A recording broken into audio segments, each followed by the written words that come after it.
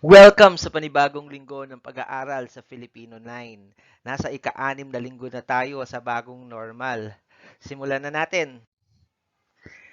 Narito ang mga kasanayang pagkatuto at koda na kailangang makuha at matutunan ninyo ngayong linggong ito.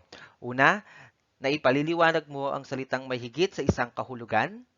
Pangalawa, nasusuri mo ang paraan ng pagpapahayag ng mga ideya at opinyon sa napanood na debate o kauri nito. Ang pangatlo, na isusulat mo ang sariling opinyon tungkol sa mga dapat o hindi dapat na katangian ng kabataang Asyano. At panghuli, nagagamit mo ang mga pang-ugnay sa pagpapahayag ng sariling pananaw. Dati tinalakay na natin ang pang-ugnay. Ngayon ay gagamitin mo sa pagpapahayag ng sariling pananaw. Ito ang ating akda na tatalakayin ngayong linggong ito. Ang panitikan tungkol ito kay Estela Zehandalar, isang sanaysay na nagmula sa Indonesia. Sa grammar naman o sa retorika, ang gamit ng mga salitang pang-ugnay sa pagpapahayag ng damdamin o pananaw. Ano nga ba ang sanaysay? Again, ang sanaysay ay isa sa mga uri ng akdang pampanitikan na tulad ng tinalakay natin dati na mga uri, yung tula, maikling kwento, nobela. Ito naman, pang-apat ay ang sanaysay.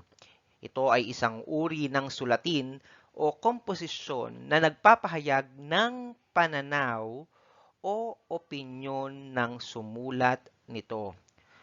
Madalas kayong gumagawa ng sanaysay sa mga ipinapapasa sa inyo ng mga guro. Ito yung komposisyon o sulatin na ginagawa ninyo na nagpapakita ng inyong opinyon o yung inyong pananaw tungkol sa isang paksa. Ito ay naglalayong magbahagi ng impormasyon, magpahayag ng nararamdaman, manghikayat ng ibang tao, at iba pa. So pag sumulat kayo ng sanaysay, ang layunin niyo doon, ang gusto nyong mangyari ay magbahagi ka ng impormasyon, ipahayag mo yung damdamin mo, hikayatin mo yung taong paniwalaan kung ano ang sinasabi mo. Ganun ang sanaysay. Okay, pag-usapan natin ang tradisyonal at modernong babae kasi ang akdang tatalakayin natin ay may kinalaman sa mga kababaihan. Okay? Paghambingin natin ngayon, paano nga ba daw ang mga traditional na babae at modernong babae? Ano daw ang pagkakaiba nila at ang kanilang pagkakatulad? Tignan natin. Makikita ninyo ang diagram na ito, ang Venn diagram na ito sa inyong learning activity sheets. Okay, tignan natin ano ang mga posibleng sagot. Okay?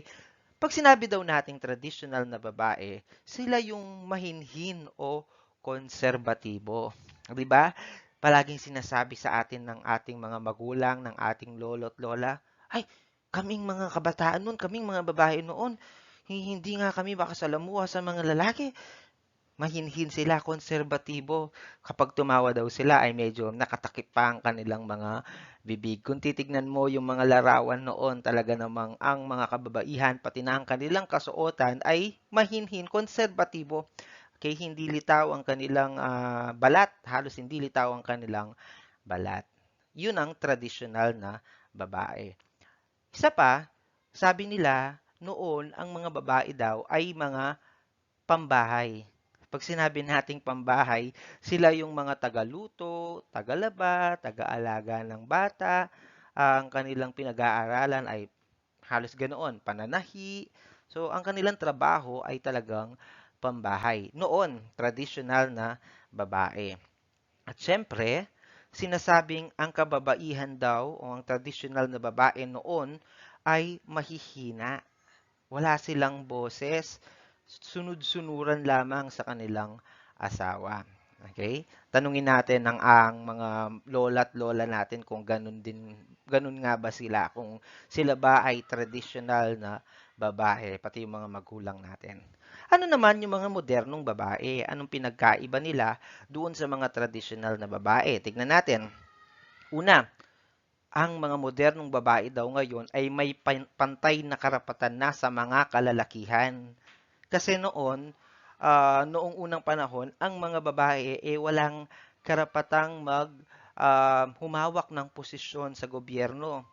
Hindi sila, wala silang karapatang bumoto, wala silang say, kumbaga, wala silang gaanong karapatan na katulad ng kalalakihan. Pero ngayon, ang mga babae at ang mga lalaki ay may pantay na karapatan. In fact, 'di ba, meron na sa ating mga naging presidente ay babae. Ang mga pinuno ng klase kung minsan ay babae. Okay? Meron na silang pantay na karapatan sa mga kalalakihan. At ang susunod ay liberal. Okay? Liberal kung mag-isip, malawak ang kanilang pag-iisip, bukas ang kanilang pag-iisip. Hindi na katulad ng dati na konserbatibo. At ang susunod ay palaban. Marami sa ating mga kababaihan ang palaban sa buhay. Okay? Paano sila naging palaban? Ultimo, kung minsan ultimo ay trabaho ng lalaki ay kayang gawin ng mga kababaihan. Okay, yun yung kahanga-hanga sa kanila. Nakapag-adjust, okay, sa mga kababaihan, nakapag-adjust sila sa nagbabagong panahon. Ang mga modernong babae. Okay, ano ang kanilang pagkakatulad? Tignan natin. Still, kahit sila ay nagkaroon ng pagbabago sa panahon ng tradisyonal na babae at modernong babae, ay sila pa rin ang tinuturing na ilaw ng tahanan at siyang katuwang ng haligi ng tahanan. In fact, parang naging mas komplikado nga ang kanilang role ngayon ng mga kababaihan. Bakit? Dahil inaasahan sa kanila na magiging gagawin nila ang mga gawaing bahay, pero inaasahan din sa kasalukuyan yung pagiging madiskarte nila. No, minsan nagtatrabaho din sila tumutulong sa kanila sa haligi ng tahanan. So again, anong pagkakapareho ng tradisyonal at modernong babae? Katuwang pa rin sila ng haligi ng tahanan. Okay, bakit natin napag-usapan ng tungkol sa mga kababaihan? Siyempre, yan ay may kinalaman sa ating pag-uusapan ngayong linggo. Okay. Bigyan natin muna ng kahulugan ang ilang salita, ang mga italisadong salita na makikita ninyo sa screen. Isulat sa kahon ang letra ng tamang kahulugan nito batay sa paggamit nito sa pangungusap. Ipaliwanag sa linya kung bakit itong napili mong sagot. Doon sa inyong learning activity sheets ay makikita ninyo ang ganito.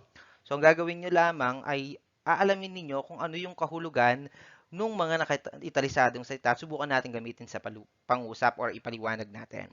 Okay, una, buong kasabigan kong sinalubong ang pagdating ng bagong panahon. So, ang italisadong salita ay panahon. So, ano kaya ang ibig niyang sabihin? Letter A, moderno. Letter B, klima. 1, 2, 3. Okay, ang tamang sagot ay moderno. Ang tinutukoy na panahon dyan, bagong panahon, ang ibig niyang sabihin ay moderno. Ayan, ito ay nangangahulugang modernong panahon. Tignan natin yung pagkakaiba niya sa ikalawang pangusap.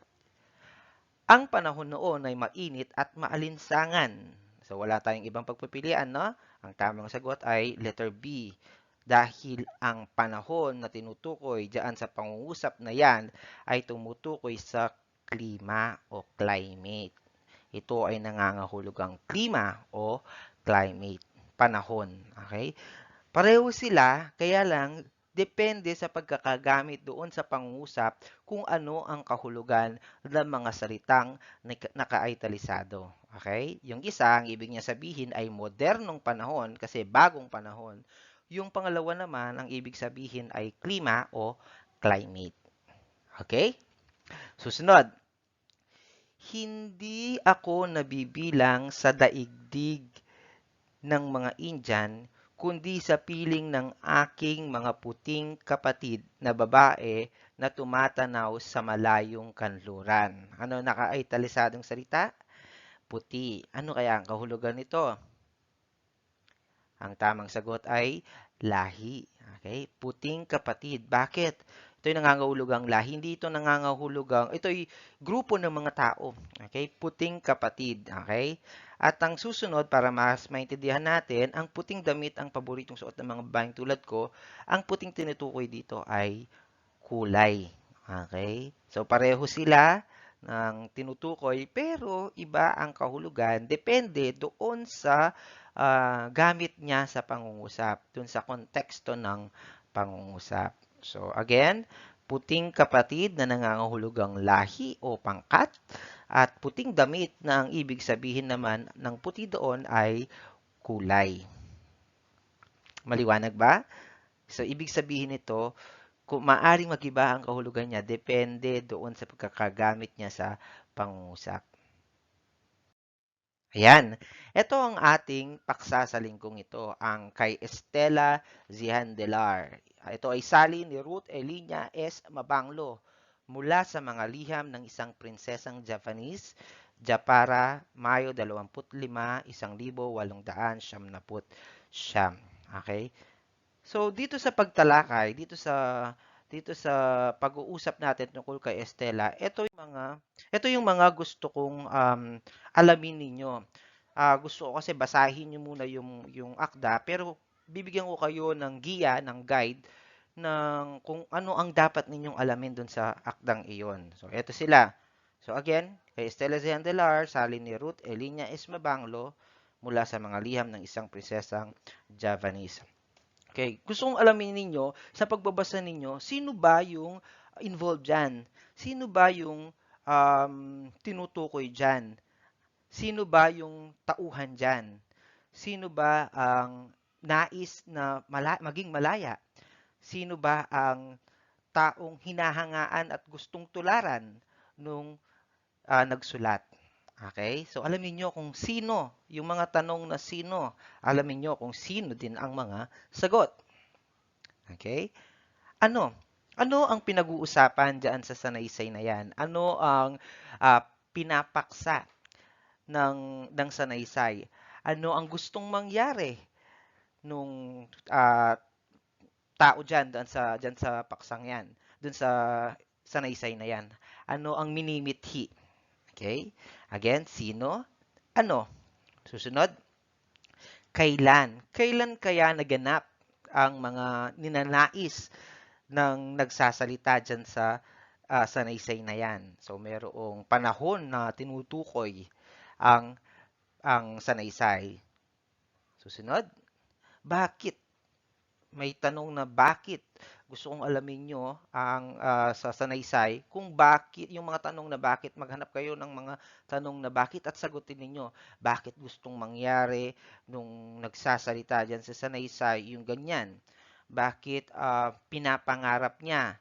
Bakit hindi niya magawa kung ano ang gusto niyang gawin? Maraming tanong tungkol dun sa sanaysay. At syempre, ang huli ay paano?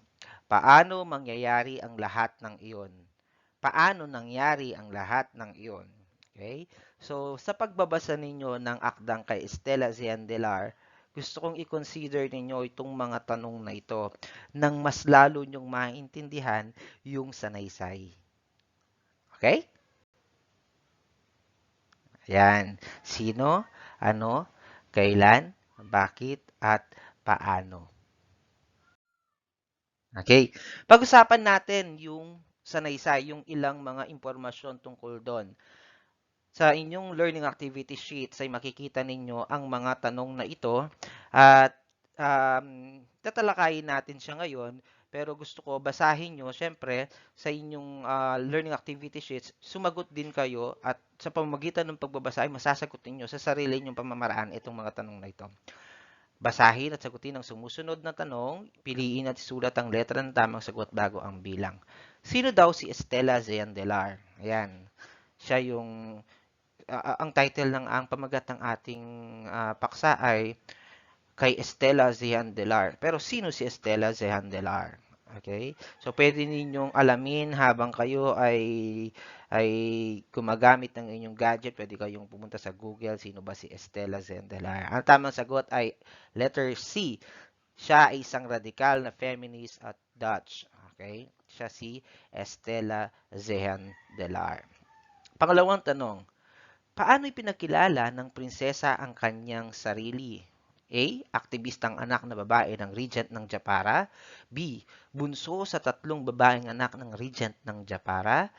C. Prinsesang Javanese na gustong makalaya sa lumang tradisyon. Letter D. Radikal na feminist at may pagmamahal sa pamilya. Alin sa mga ito ang pinakatamang sagot ng pagpapakilala sa prinsesa ng kanyang sarili? Dun sa akda, kung binasa ninyo yan, after nyo mabasa, makikita nyo doon na ang tamang sagot ay letter C, isang prinsesang Javanese na gustong makalaya sa lumang tradisyon. Ayan. Okay, kaya nga kanina meron tayong tanong na sino, ano, bakit, paano, kailan. Anong gustong mangyari ng prinsesang Javanese? Pwedeng iyon ay isa sa mga tanong. Susunod, ano ang mga nais ng prinsesa na gusto niyang mabago sa kaugaliang Javanese para sa kababaihan? Ano yung gusto niyang mangyari? Pwede rin tanong to. Letter A, makamit ang nais mangyari sa buhay. Letter B, matamasa ang di pantay na karapatan ng mga kababaihan. Letter C, panatilihin ang pagmamahal na ibinibigay sa mga kababaihan. At letter D ay pahalagahan ang mga kababaihan at hayaan silang maging malaya. Ano yung pinakagustong mangyari ng prinsesa batay doon sa binasa ninyong sanaysay? Okay, ang tamang sagot ay letter D, pahalagahan ang mga kababaihan at hayaan silang maging malaya. So, bakit, sir, nakakulong ba sila? Bakit kailangang hayaan silang maging malaya? Alamin ninyo, kaya nga nandyan ang inyong kopya ng kay Estela Zihandelar. At ang pang-apat na tanong ay, sa Pilipinas, alin sa mga sumusunod na kaugalian noon ang nagpapakita ng kawalan ng pantay na karapatan sa mga kababaihan? Sa mga kaugalian natin ang nagpapakita ng hindi pantay na karapatan? Letter A, ang babae ay nasa bahay lamang nananatili. Letter B, lalaki lamang ang may karapatan mag-aral. Letter C, kababaihan ang gumagawa ng gawaing bahay. Letter D, pagpapakasal ng mga babae sa isang estranghero. Oh, ano kaya ang sagot dito? Ang tamang sagot ay letter B. So, doon daw, lalaki lamang ang may karapatang mag-aral. Okay? So, sa mga usapin, sa politika, lalaki lang din ang mayroong karapatan. Okay? At number 5, sa kasalukuyang panahon, ano ang batas ang nagbibigay ng proteksyon sa mga kababaihan? Ayan, dapat alam natin to, lalo na yung mga kababaihan. Letter A, RA 9262 o Anti-Violence Against Women and Their Children. Letter B, RA 9162, Anti-Violence Against Women and Their Children. Letter C, parang pareho lang yun, no? Pero magkaiba ang number. Letter C, RA 10627 o Anti-Bullying Act. Letter D ay RA 9485 o ang Anti-Red Tape Act of 2007. So, alin dito ang nagbibigay proteksyon? Yan, pwede kayong mag-search sa Google. Ang tamang sagot ay letter A, Republic Act 9262 o Anti-Violence Against Women and Their Children. So, mahalagang alam natin yan. Okay? Para maproteksyonan ng mga kababaihan at ang mga kabataan. Okay? Yan.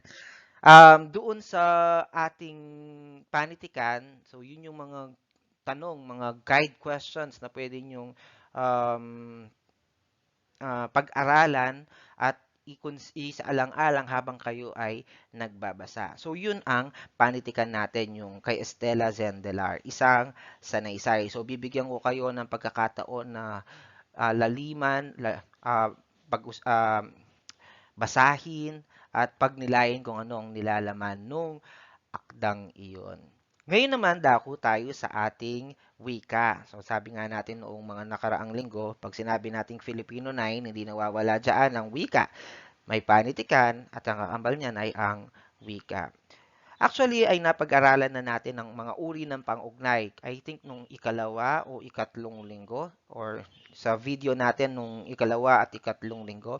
So, na-discuss na natin pero ngayon ay balikan natin. Okay? Tignan natin kung ano pang pwede nating maitagdag doon sa talakayan natin noong nakaraan. So, again, parang review ito. Meron tayong mga uri ng pang-ugnay. Okay? Ang una ay ang tinatawag nating pangatnig. Ang pangalawa ay ang pang-angkop at ang pangatlo ay ang pang-ukol. Okay? Uri ng pang-ugnay. So, ano ba yung pangatnig? Na-discuss na natin to, natalakay na natin, balikan lang natin ng pahapyaw. So, ito ay mga salita na nag-uugnay sa dalawa o mga salita, parirala o sugnay sa isang pangusap. So, anong trabaho niya? Mag-ugnay ng salita o parirala o pangusap. So, tulad ng nasa halimbawa, ito yung mga ginagamit na mga pangatnig na pwede natin gamitin at marami pang iba. Isang halimbawa na lang, no? Yung um, nagsasalita ako habang nakikinig kayo, ginagamit yung habang para mapag-ugnay yung dalawang pangusap. Nagsasalita ako, nakikinig kayo. So, ginamit mo yung habang para mapagsama ang dalawang pangusap. Pang-angkop. Yan. Meron tayong tatlo. Ito yung mga kataga na nag-uugnay sa panuring at salitang tinuturingan nito. Tatlong uri, yung na, NG, at saka yung G. So, meron tayong batas kung paano at kailan gamitin ang mga pang-angkop na ito. Tulad halimbawa sa na, nag-uugnay ng salita kung saan ang naunang salita ay nagtatapos sa katinig o consonant maliban sa titik N. Siya ay isang marangal na babae. Okay? Ang ginamit natin ay na dahil ang huling titik ay letter L. Okay, anong huling titik ang tinutukoy niyo po, sir? So, ito, ang huling titik ng naunang salita ay letter L. Ayan. So, kaya nga, na ang ginamit natin. Okay, kailan naman ang pangangkop na nang? Ito ay sinusulat karugtong ng mga salitang nagtatapos sa patinig o vowel, A, E, I, O, U. NG ang gagamitin kapag vowel o patinig ang huling titik ng naunang salita. Katulad ng, ang hindi pag-aasawa ang pinakamalaking kasalanang magagawa ng isang babaeng Muslim. So, eto siya. Gumamit tayo ng NG at dahil ang huling titik ay isang patinig at idinikit natin ang NG doon sa salita. Yan. Review lang to At ang susunod ay, ayan, marami pang halimbawa dyan sa pangungusap na iyan. Susunod ay ang pang-angkop na G. Ginagamit kung ang salitang durugtungan ay nagtatapos sa katinig na N. Kasi yung kanina, maliban sa N. So, yung N, meron siyang sarili. Kapag ang huling titik ng salita ay N, hindi ka na magdadagdag ng NA, hindi ka na magdadagdag ng NG, kundi ang idadagdag mo na lang ay G. Dahil ang huling titik ay titik N. Yan. Yan ang ginagamit nating mga ugnay, tatlong uri ng pang-angkop, I mean. So, yung na, NG, at saka G. Susunod na pang-ugnay ay ang pang-ukol. Ito ay salitang nag-uugnay sa isang pangalan at isa iba pang salita. Ito yung mga karaniwang ginagamit. Ito yung binigay ko din noong nakaraang talakayan. So, ang kasunod, usually, ng mga salitang ito ay mga pangalan na kuugnay sila sa isang pangalan. Tulad ng ibinigay ko kay Sir Martin ang aking learning activity sheets. So, etong kay or ito ay isang pang-ukol. Kay Sir Martin. Sir Martin ay isang pangalan. Ang pinag-aaralan namin ay tungkol sa mga pang-ugnay. Okay, tungkol sa ito yung pang-ukol, yung pang-ugnay ay isang pangalan. Okay? Susunod. Ayan. Mabisang gamit sa pagbibigay ng sariling pananaw ang mga pang-ugnay. Kapag nagbibigay ka, kasi ang topic, ang paksa natin ay tungkol sa sanaysay. Di ba sa sanaysay, ikaw ay nagbibigay ng sariling pananaw. Ikaw ay nang hihikayat. Ikaw ay nagbibigay ng impormasyon. Maaring banggitin ng sariling damdamin kapag ikaw ay sumulat ng sanaysay, maaaring gamitin mo yung sariling damdamin, banggitin mo yung paniniwala mo, yung ideya at karanasan sa pagbibigay ng sariling pananaw. Ilan sa mga pahayag na pwede mong gamitin ay ang sumusunod. Take note of this kasi pag sumulat kayo ng sanaysay, pwede nyo silang gamitin. Naniniwala ako na para sa akin, lubos akong naniniwala, kung ako ang tatanungin, masasabi kong palibhasa ay napagdaanan ko kaya nakikita kong at sa pangyayari masasabi kong. So yan ay mga ginagamit, pwedeng gamitin para may pahayag mo yung sarili mong pananaw. Pwede kasing mailagay dyan yung damdamin mo, yung ideya mo at mga karanasan mo sa isang paksa. Ayan, ikaw naman, sabi. Sa lungguhitan ang pang-ugnay na ginamit sa pangungusap. Isulat sa patlang kung anong uri ito ng pang-ugnay. Okay? So, maaring makakita tayo ng maraming pang-ugnay dyan. So, depende sa inyong sagot kung ano ang magiging uri nito. Pero tignan natin yung nasa screen. Parang ano lang to, test lang din. Huwa ng babae kung ituring ang mga babaeng may paninindigan. Sige, ano kaya yung pang-ugnay na ginamit sa pangusap? Ayan. Gumamit tayo ng pang-ugnay na pang-angkop. Okay? So, alin doon ang ginamit natin? So, eto, huwaran. Gumamit tayo ng pang-angkop na G. Meron pa dito sa mga susunod. Tignan natin, depende sa inyong makukuhang pang-ugnay. Pangalawa ay alinsunod. Okay? Anong uri ng pang-ugnay ito? Tama, ito ay pang-ukol. Yung huling tinalakay natin. Susunod, wala akong iniisip kundi wala akong iniisip gabit araw kundi ang makagawa ng paraan. So ito ay pangatnig, isa sa mga nakita natin doon sa halimbawa o uri ng pangatnig or mga halimbawa ng pangatnig. At ang pang-apat ay paano nga ba hindi magkakaganoon kung tila ginawa lamang para sa lalaki ang mga batas. O ito, itong kung. Anong uri ng pang-ugnay ito? Ito ay pangatnig din. Okay? So marami pa tayong makikita mga pangatnig dyan sa mga pangungusap dyan. Depende ang uri nito sa kung anong binilugan nating pangatnig. Anong binilugan nating pang-ugnay, I mean. Okay. Ayan. Ito, panibagong babasahin ninyo at dito nyo kukunin yung mga gagawin nyo na ipapas ninyo naman doon sa week 6 o yung um, para dun sa ipapasa ninyo para sa week 6, okay, ng inyong learning activity sheets. So basahin ko siya, no? And then pakinggan ninyo mamaya yung mga tanong at yung kung anong gagawin nyo, ipapaliwanag ko sa inyo. Akda ni Tell Me Where to Start, nahalaw mula sa Wattpad. Uy, marami sa inyo ang mahilig magbasa ng sa Wattpad, no? Tanggalin ko muna yung para makita nyo yung buong teksto. Ayan. Okay. So, maraming uri ng pag-ibig sa mundo. Pag-ibig para sa pamilya, sa mga kaibigan, sa Diyos at sa taong gusto mong makasama panghabang buhay. Hindi naman daw mahirap hanapin ng taong bubuo sa buhay natin. Kailangan lang natin maghintay na kusa siyang dumating.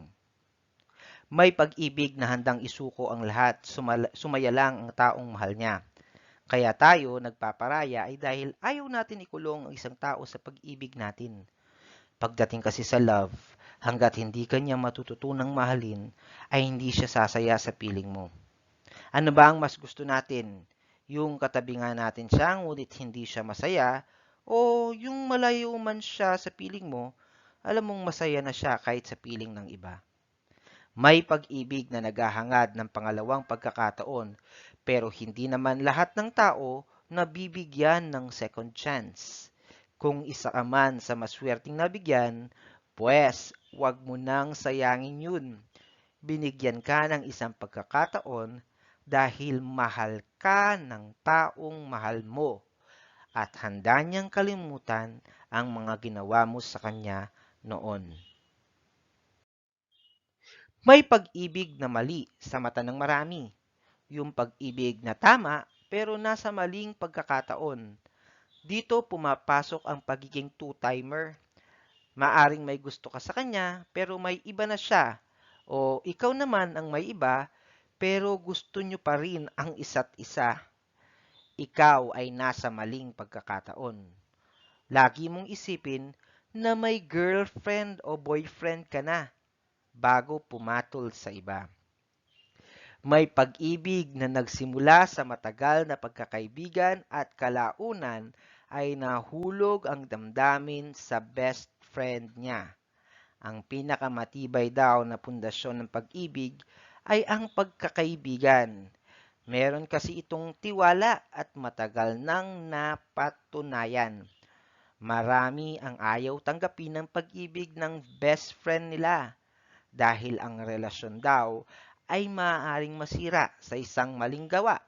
Pero ang pagkakaibigan, pwede ang habang buhay. Ikaw, ano ba ang pipiliin mo? Yung relasyon nyo ni best friend na maaaring magkalamat o mas mahalaga sa iyo ang friendship? Yan, kinuha namin yan sa Wattpad. So, anong gagawin nyo? So, pinakinggan ninyo, pwede nyo ulit basahin sa inyong learning activity sheets yung tekstong binasa ko pa lang sa inyo. At ano ang gagawin nyo? Pagkatapos mong mabasa ang sanaysay, gawin mo yung hinihingi sa ibaba. Sa gawain 8 ng inyong learning activity sheets, ito yung mga talaan ng mga katangian mula sa binasa mong akda. Itala ang mga katangian ng kabataang Asyano. Sir, malay-malay ko, ikaw ay isang Asian, ikaw ay isang Asyano, Pilipino. Okay? So, yung katangian mo bilang kabataan tungkol sa pag-ibig na dapat at hindi dapat. So, parang susulat ka dito, maglilista ka. Okay, sabihin natin 5 sa dapat at 5 sa hindi dapat. Maglilista ka ng dapat at hindi dapat na katangian ng kabataang Asyano o ng kabataang Pilipino tungkol sa pag-ibig. Yan, nandali, di ba? So, ano yung 5 dapat? Okay? And then, ano yung 5 hindi dapat na katangian ng kabataang Pilipino tungkol sa pag-ibig? So, marami kayong sagot dyan. Ay, dapat ganito, dapat ganyan. Pwede rin, ay, hindi dapat ganyan ang ugali ng ganito, ganyan. So, 5. So, 5 dapat at 5 hindi dapat. So, yan ay pagbibigay mo ng inyong pananaw. Ayan. So, dyan natin kukunin ngayon kung ano yung magiging sagot nyo sa susunod na gawain. At ito na yon. Opinion mo, ilahad mo. Ibigay ang sariling opinion kung ano ang tunay na pag-ibig para sa iyo. Ay, lalim. Isip. Mag-iisip ka. Maaari itong buuin ng 2 hanggang 3 talata at gamitan ito ng pang-ugnay. Gawin ito sa isang malinis na papel. So, yung una, sa inyong papel na ipapasa sa amin, so yung sa harap, yung nilista ninyo, yung dapat at hindi dapat. Sa likuran naman ng inyong papel, ito naman yung sagot ninyo dito sa gawain 9. So pwede kayong kumuha ng sagot doon sa gawain 8 na ginawa ninyo. And then ayusin nyo, gawin yung isang sanaysay na may 2 hanggang 3 talata at gamitan nyo ng mga pang-ugnay. Ano yung opinion mo kung ano ang tunay na pag-ibig para sa iyo? Ganun lang. So, yun ang ipapasa ninyo sa akin. May tanong ba? Okay. Kung wala nang tanong, natapos na naman ang isang linggo ng pag-aaral sa Filipino 9. Maraming salamat. Magkita-kita tayong muli. Paalam!